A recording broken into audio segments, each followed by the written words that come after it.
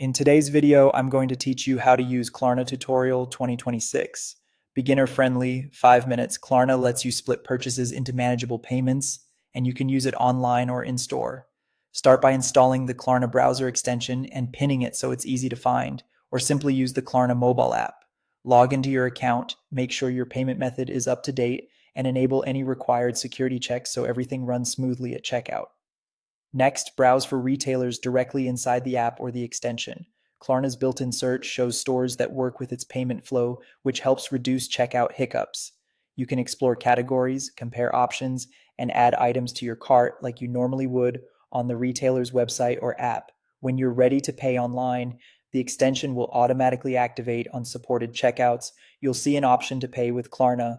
Select that, review the details, and continue. At this point, Klarna often generates a one-time virtual card, sometimes called a ghost card, loaded for the exact purchase amount.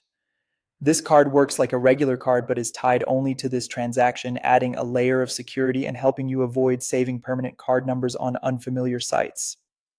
Before you confirm, Klarna will show a clear 4 installment schedule. Typically, the first payment is charged immediately and the remaining 3 are billed every 2 weeks. Take a second to check the dates and ensure your linked card or bank account has adequate funds. Timely payments help you avoid fees and keep your spending predictable.